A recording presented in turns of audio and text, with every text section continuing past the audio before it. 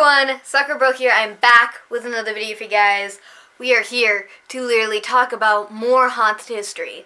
We are going to be talking about the Smallpox burying ground in Guilford, Connecticut. Sadly, we cannot go there because you have to ask permission to go there, as well as because it is no longer owned by the Historical Society. They sold it to a private owner. So you can still do touring and stuff like that, but you have to get into contact with the owner itself. They also own the sick house that they have also right near the cemetery. We're going to be talking about that more in a bit, but this is a photo of what it looks like. Just so you guys can be able to see what it looks like. I'm not really a fan of yellow, but some people are, but technically it doesn't really matter. I mean, to me it kind of looks more like a barn house in my opinion, but it doesn't really matter. I am going to be talking to you guys about this. I wanted to go to this location, I think it was a couple weeks ago, because now that I'm recording this video, it's March 1st. No, it's March 2nd. My bad. I thought it was March 1st, but no, that was Saturday. Today's Sunday, so it's Sunday, March 2nd. So we're already in the new month. And I also think that I'm starting to literally get sick because I can feel my glands swelling up because it's literally painful. I can feel it right here. And I have a little bit of a sore throat. It sucks. I don't know why I'm getting sick, but my throat is irritated in the back of my throat. If that makes sense, it just feels irritated. But also my throat hurts, so I'm going to take a Midol probably after this video. Or Tylenol, either way, it doesn't really matter. But I've been suffering. I might just take it before I go to sleep. It was hurting me so much that it was also affecting my jaw, so I could not eat dinner last night. But I was kind of binge eating all of yesterday. Saturday was my binge eat day.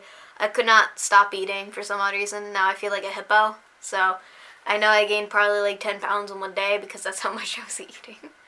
In general, we do have to go to the store though, because I was gonna have some more. I was gonna have some grapes, but my mom ate them. I do have blueberries, but it is what it is. Anyway, now let's get into the history. This is one of the shoreline's most precious and fragile historical treasures. Sorry, for some reason I couldn't understand my writing. God, this is a hidden cemetery, by the way. The Smallpox burying ground. That is also the name of the cemetery, even though it makes me hate myself every time I have to bring it up. Trust me, one of my favorite people came over my house last week, and I was trying to talk to them about this at least a little bit. And every time I have to say the name of the cemetery, I literally want to die, because I've never heard of a cemetery to have this weird of a name. I mean, we do have Precious Blood Cemetery in Rhode Island. I think it's in Rhode Island.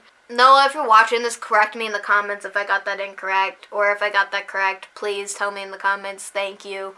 Because the reason why I asked Noah specifically is because he's been to that cemetery a lot. I actually want to go at some point, but we'll see. Because I also want to go to Fort Revere too, but there's a fort in New York that I want to also go to so bad, because it's connected to this place. You guys will get into it in a bit, but the Smallpox burial ground is owned and maintained by the Madison Historical Society.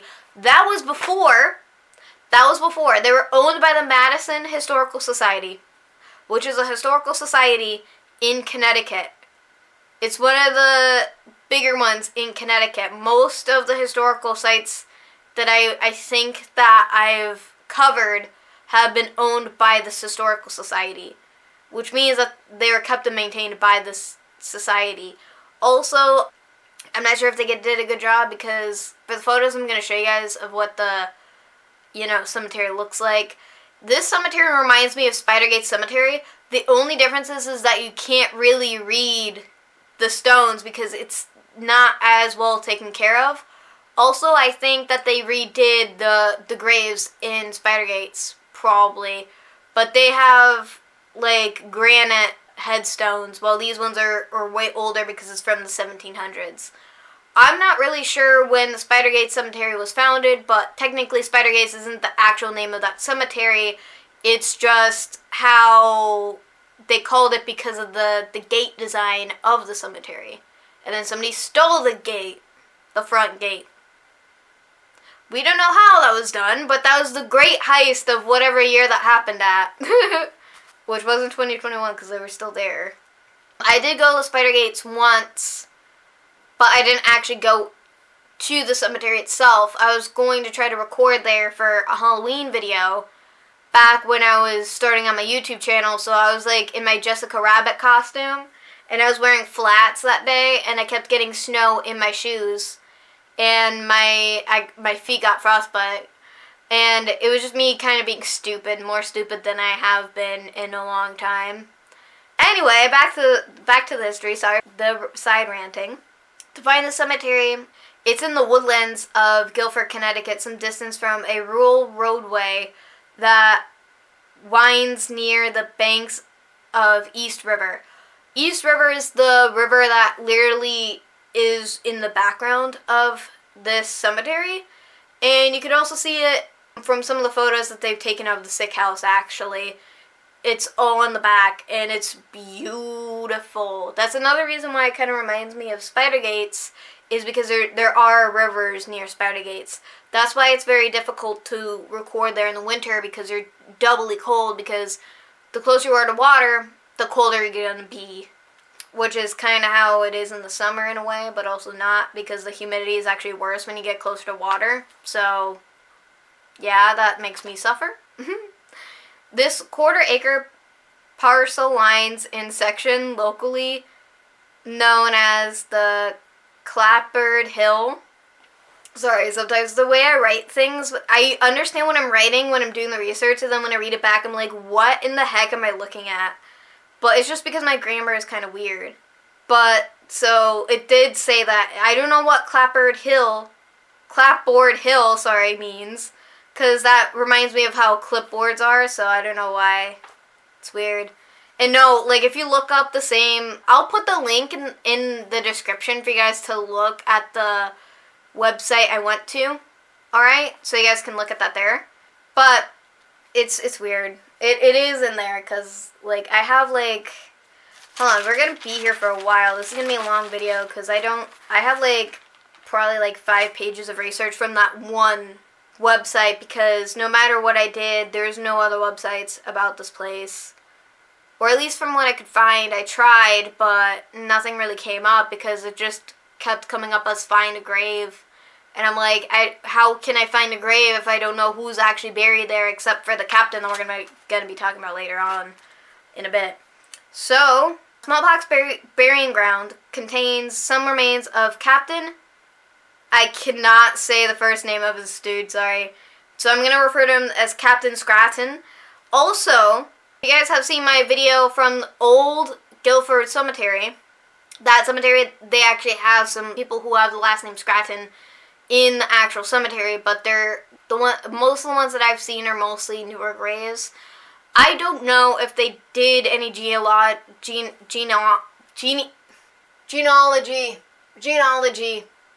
I think it's what it's called for these people to see if they were descendants. They did for the Smallpox burying ground. I'm going to talk about it more. Hold on. This is in East Guilford, Connecticut. He died of smallpox in December of 1760 after commanding a unit of East Guilford soldiers engaged in the French and Indian War area near Albany. Every time, and that's New York, by the way. So they went from Guilford, Connecticut, all the way to New York, upstate New York, practically. So Albany is right near upstate New York. They were in that area. And you're going to also hear a lot about New York in this video, just so you guys know. So there's more about Scranton, because you're going to be hearing about him a lot in this video as well. Because he's like the main dude who is a part of this video, because he's the main character. It is not me. It is not me telling the history. I am not the main character. It is Captain Scranton, practically. So for his actual name, I'm going to spell it out to you guys, and then whoever knows how to pronounce it, even if you could in the comments, I think I would still get confused anyway. So, Ichadod. I think it's Ichibond. I definitely murdered that name, but, like, he was born in, like, the 1700s, so no wonder. It's a good name, though, but I cannot pronounce it. In 1912, Frank E. Platt, the father of Phillips Platt, bought the land from its owner, Arthur A. Dudley. There's also a lot of Dudleys in Connecticut.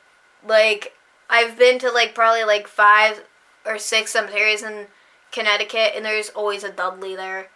Always a Dudley. Or there's always, like, somebody with the last name Converse. Love it. We love our Converse people. Especially with that last name. It's a beautiful last name. Love the shoes, by the way. Not that they made them, but that would be dope if they did.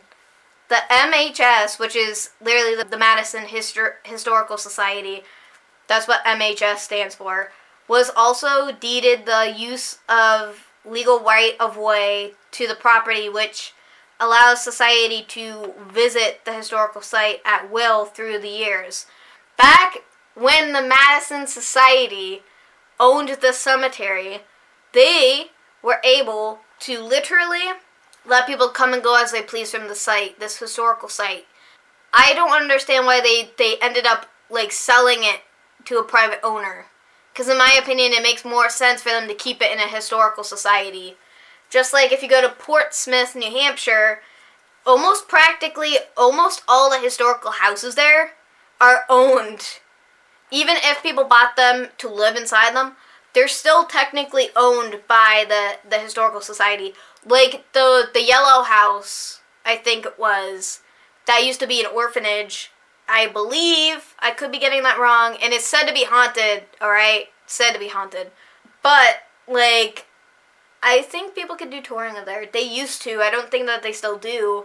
But I covered that in my Portsmouth video. If you have not watched it, please go watch it. I worked hard on that video, okay? I got sunburned that day. Please watch that video. I suffered that day. But no, so like that house is also owned by the Historical Society, as I was trying to say. So, and the cemeteries that I went to is also owned by the Historical Society. Also, that is a port town, so like there's like beaches all over. Excuse me, I want to stay there for a week at some point because that town is just beautiful. I love it. Excuse me, I loved it there. Sorry for the side rant. This cemetery was enclosed by a stone fence and a bronze tablet that was affixed to the native border. Commemorate the history of the site, sorry. I know what that word means, but again, actually no, my handwriting is actually pretty good. So, I don't know, I confused my own self. Parcel was deeded to the MSA, the MHS, sorry, in 1949, and the dedication service was held within the burying ground in June of 1960. The Paschal was deeded to the MHS in 1949, and the dedication service was held within the burying ground in June of 1960. Approximately 25 descendants of Captain Scranton were present during the ceremony, the dedication ceremony. That was around the time that they were doing the genealogy. I can't say it. I know what it is, but I can't say it, I guess. But between late March, when establishment for the war began, in May, when payroll records appeared, Captain Scranton traveled in 1760 to upstate New York, see I told you, in service of the British Crown. Captain Scranton was in command of the 5th Company of the 2nd Connecticut Regiment, a company of 24 officers and men, mostly from Guilford/East Guilford area. I said regiment right. If I didn't, somebody correct me. Isn't regiment? Reginement. because there's an I after the G. So I'm like, because I read it as regiment, but that's not exactly what that is actually. Again, if I'm wrong, please correct me nicely in the comments, please. I've had a lot of people in my comments recently just being like mean people. It's mostly during my YouTube shorts specifically, but if you're gonna comment, don't be a butt face, alright? Because like that's not what we're here for. We're not supposed to be mean or rude to people on my platform. That's not the point of my channel. And just don't do it. You shouldn't be doing that on social media anyway. It's still gonna happen regardless, but because people suck. So it sounds mean, but it's true. The soldiers' job was to work against the French and the indigenous during the war in this location. So they were supposed to be working against French and indigenous people. Because I told you at the beginning of this video, I believe that this whole area is.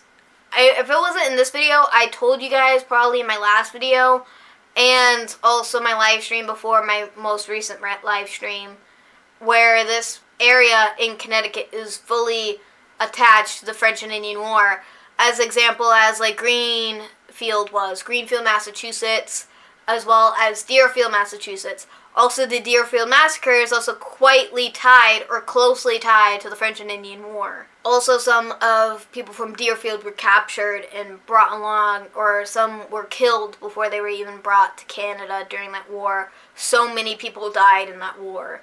And a lot of people look over that war specifically, and I don't think it's right. I think some people should cover more war or certain wars than the other ones that have already been talked about to death at this point, because there's a lot of history in the French and Indian War that a lot of people do not know about, so it's nice to have breath of fresh air for other people to talk about it. So my opinion though, the records of the Congregational Church reveal that on September 6th, a local boy, Roswell Dudley, or it's Roswell Dudley, either one. I think it's Roswell because there's no EW.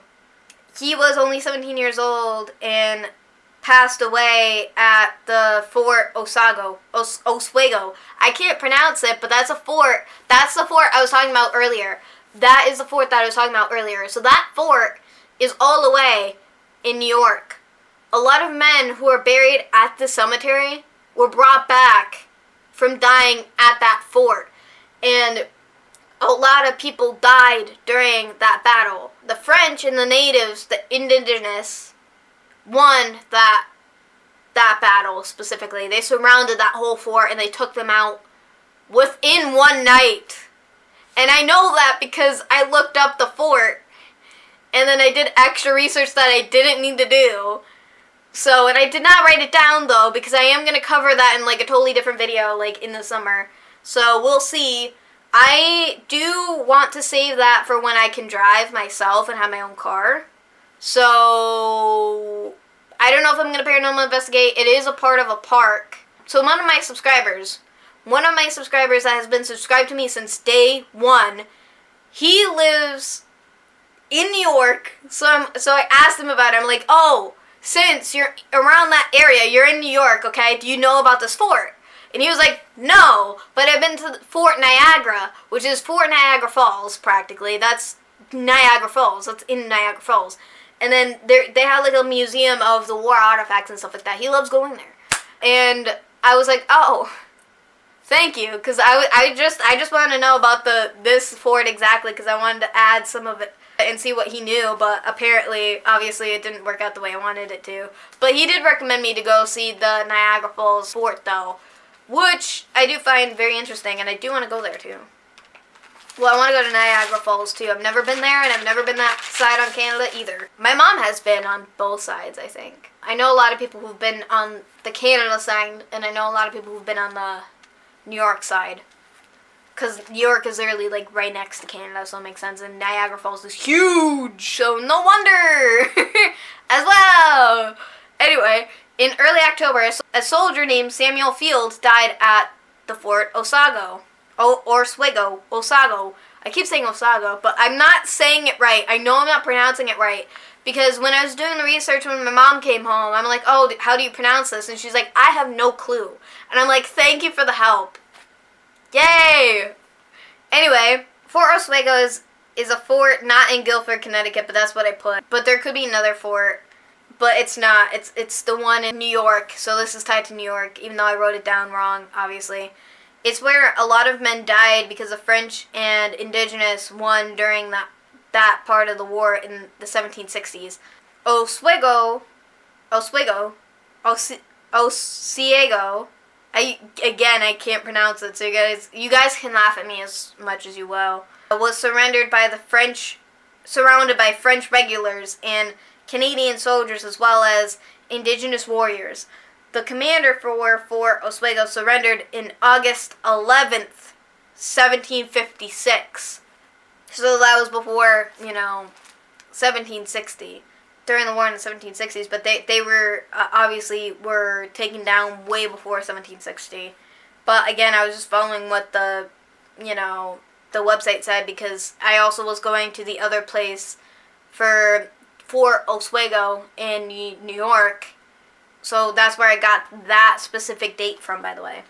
Oswego is located in New York. I put like 3 question marks under that because technically I'm not really sure, because I think that there's 2 for some odd reason, but there isn't actually. And if there is, you can correct me if you want to in the comments. Just don't be a butthole. That's all I ask.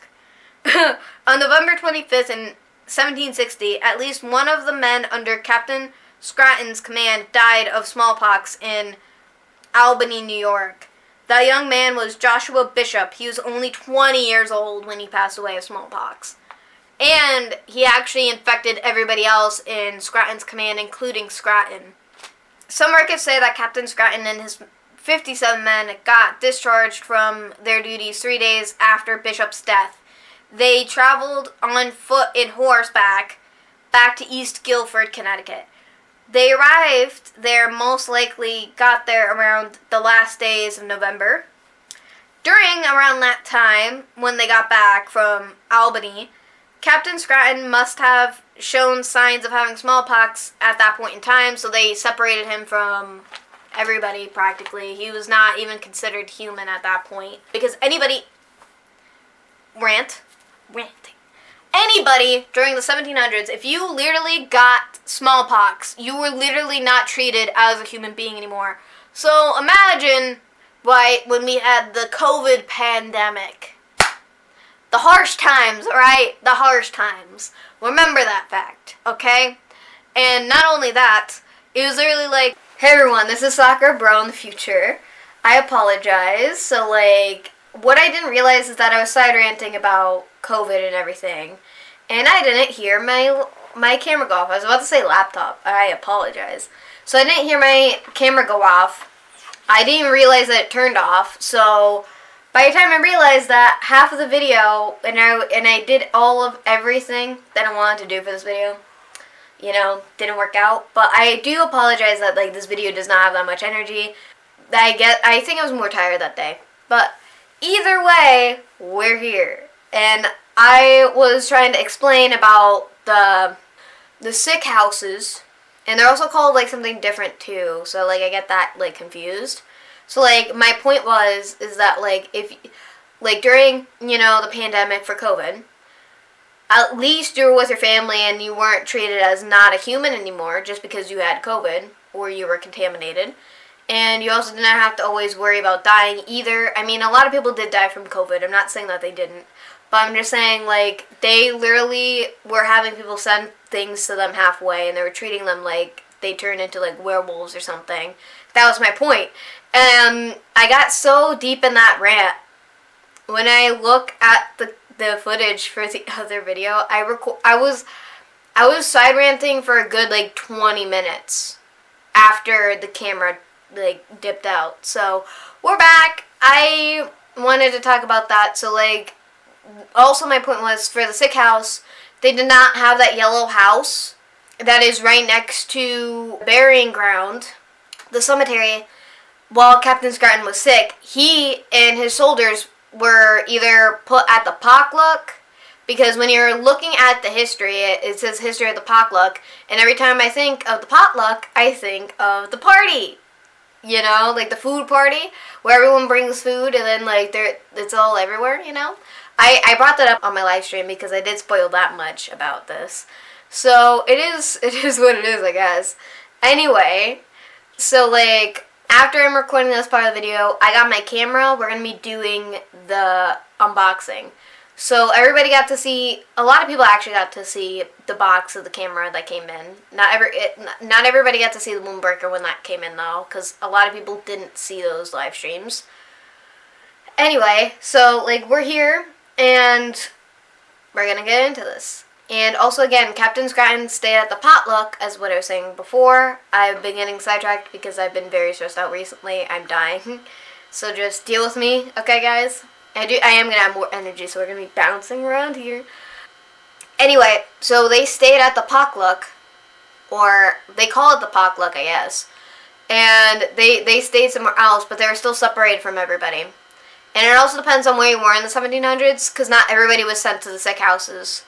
They were very popular in the 1700s into the 1800s, sometimes 1900s, until they got the idea for the asylums.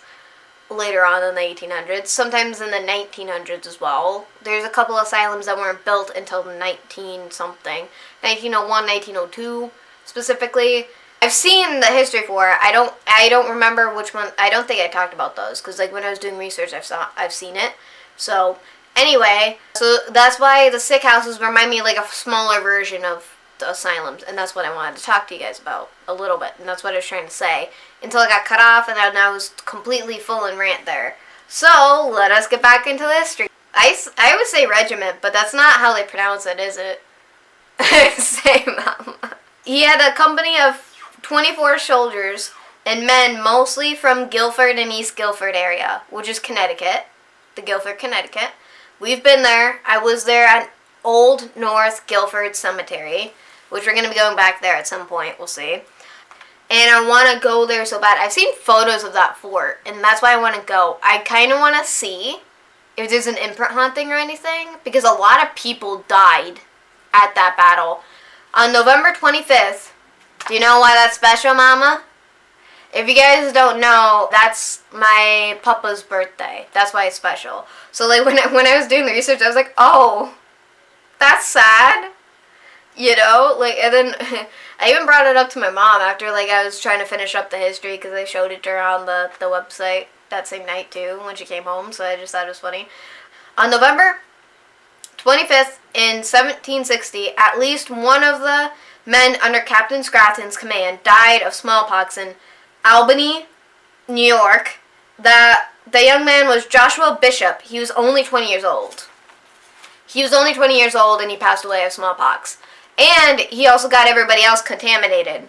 So, like, he got everybody else sick, including Captain Scranton.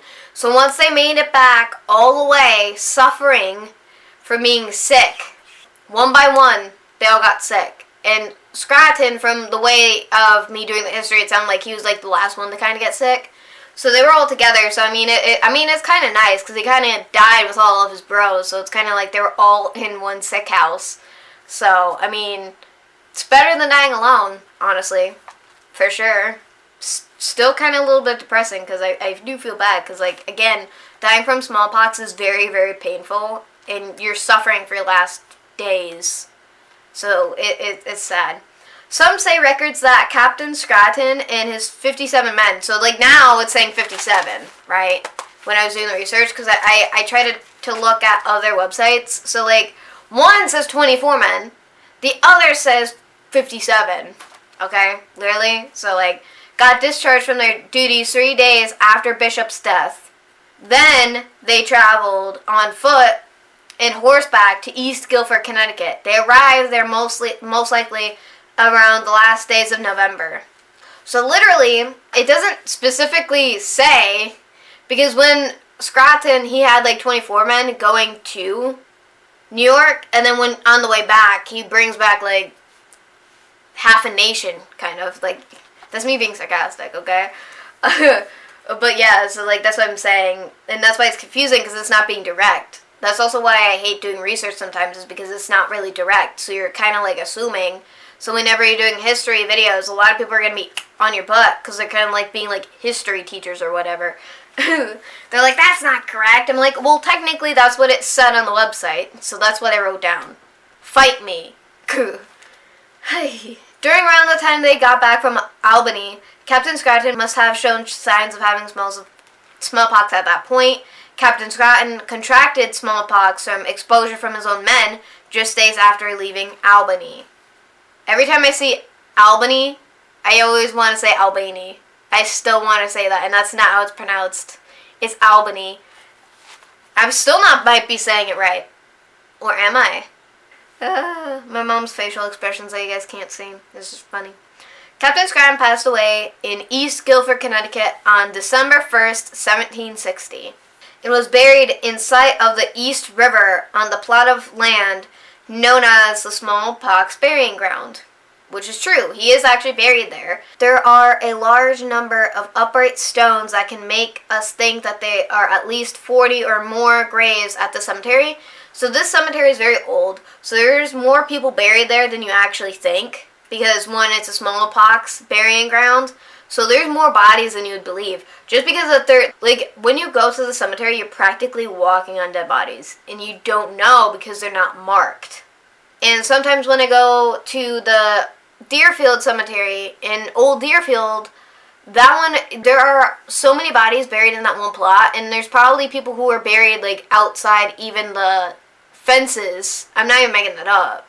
Like, and then they have the pile of bodies of soldiers from, like, the Deerfield Massacre also, and that's a monument there, and, like, that's, like, an example as I'm saying. So, like, there's cemeteries like that. So, like, if you're around a big cemetery that has, like, 1700s graves in it, there's a possibility that there's way more people buried on that plot of land than you actually realize. So you probably are accidentally walking on people by accident. And you don't know because their graves are gone.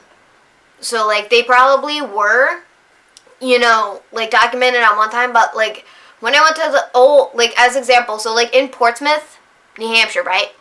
There's a lot of graves that are sinking into the ground because they're not taking care of them. And then they're eroding away. But what I love about Portsmouth is that all the history is documented and they make sure. Guilford, Connecticut, a lot of stuff was lost to history. When I went to the Old North Guilford Cemetery, we're across from the First Congregational Church, too. Either I'm getting that confused because it's either there or it's, like, closer to the other cemetery, but maybe. Anyway, and then, oh, wait, no. So, like, the thing that I didn't say, straight to East Guilford, where they all, one by one, succumb to their disease. In some dwelling house near the potluck, which I don't know if the potluck is where they stayed or if that was actually they stayed near the potluck. And I don't even know what the potluck is because, again, when I was doing the history, nobody said anything. It's made me so mad. Still mad about it to this day every time I have to read this, you know. There may not be clear records for most soldiers buried there or the people buried there. So, like, there are 7 or 8 other victims of smallpox disease that may also rest nearby, but nobody knows who those 7 or 8 victims are or know how they died, actually. So they don't even know if they're smallpox victims or what, because they could have had, like, scurvy or whatever. Here we go. In this area, they had smallpox houses for quarantining policy for smallpox. They would bring food halfway to the house of the sick. I think I already talked about this earlier. And they would have it always near the cemetery so it would be easier access. So once the people died, they can just literally shove them into a hole and then bury them up. The smallpox houses were called pest houses. That's what I get it confused with. So once you got smallpox, you were no longer human. As I said before, you were no longer human, but you were practically called a pest as soon as you got sick. You're the one conflicted, so, like, you practically were banished from society after you got sick. Some people recovered, and they came back to society, but most people straight up just died. They fell down like daisies. For around the time of Captain Scranton's death, there was no pest house by the smallpox burying ground. It did exist after the captain's passing because they were trying to build that house as fast as possible to accommodate to Captain Scranton because he helped in the war. So they were trying, like, that's also what I was seeing when I was doing the research. And because they started construction and they started, like, the funding for everything prior, and then he passed away before it was even done.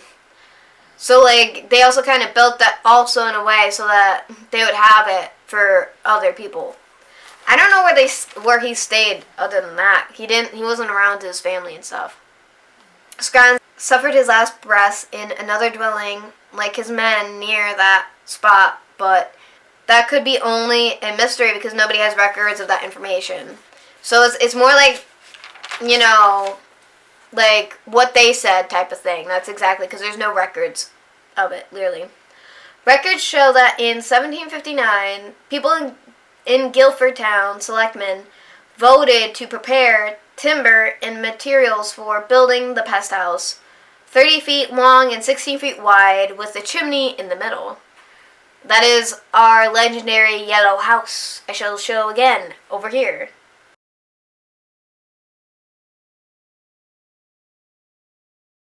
Yeah.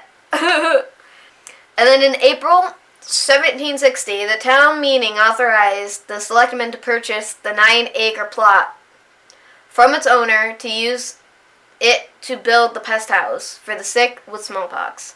And it was also for sick people in general. It wasn't just for smallpox, but mostly people who stay there did have smallpox.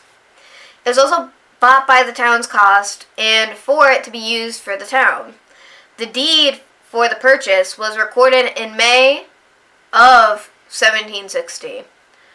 But after them buying the land, the work was started again on December 9th, which was 80 days. It said 80 days after Captain's death. So, are we even sure that was 80 days? Because that was like in a week. Because Captain Scranton died on December 1st. So, that's why, like, when you're doing researching, things can, like, be like, me, you know? Me. Because, like, that doesn't make sense. Because, like, now that I'm reading it back, it makes no sense to what I researched before. And this was from, like, a different, like, website. Like, I think I used two. Because I couldn't find much about it. Because, again, a lot of records are lost to time. So, most of the history that I probably just said is probably not even history at all. You never know. Because, like, again, people make stuff up all the time. But there's also a lot of stuff that's lost to history because nobody thought to document every single thing back then either. It is what it is, I guess. After more than 50 years later, the pest house was sold by the town to a private owner. Same thing with the cemetery. But the house was sold first, which to me makes no sense. You can do touring and stuff like that there. You're allowed to. I don't know if they let people in the pest house because, like, from what I read on the website, I don't know. I don't know. They do the touring for the cemetery. I know that for a fact because I've seen people, like, doing the tours there. There's, like, one dude who dresses up in the period clothing and does stuff, which I love that type of stuff too. But I'm not gonna pay for it though. Because they do the same thing in Long Meadow, Massachusetts for the First Church Cemetery, and they do that like every other Halloween, and that one's free. You don't have to pay for that. So like I like going there. I like going there and just listening to the history and stuff. It's not a scary thing. It's a historical thing, and it's at night too. Like you're allowed to. They're allowed to do that at like night. It's like at 8:00 at night. Literally, I went to it once. Like, me and my mom went to it once, and, like, that was when I was younger. I was still in school, actually. I don't know if I was, like, in middle school or what, though. That's what I don't remember, because it's been that long ago. Pest House in the Cemetery gradually became legend over time, due to how much history has been lost to time, because there's a lot of people buried there that they don't even document. And there's a lot of people who died, as I said prior, in the earlier part of the video, so... Guilford Cemetery, what the heck? Guilford, Connecticut was settled in 1639, which means that in the city of Massachusetts that I grew up and born and raised in is older than Guilford, Connecticut, which is funny considering Guilford, Connecticut is technically like a port town in a way because of the beaches there. There is beaches there. There's Jacob's Beach, which is funny. And then there's, for a lot of reasons. And then there's also the other beaches. A lot of the names for those beaches are actually pretty nice, and I love it. Anyway, I hope you guys enjoyed this video. And I'll see you guys in the next adventure, which is literally going to be recorded after this because our next adventure is my unboxing video. And this is Soccer Bro, signing off, guys. Bye!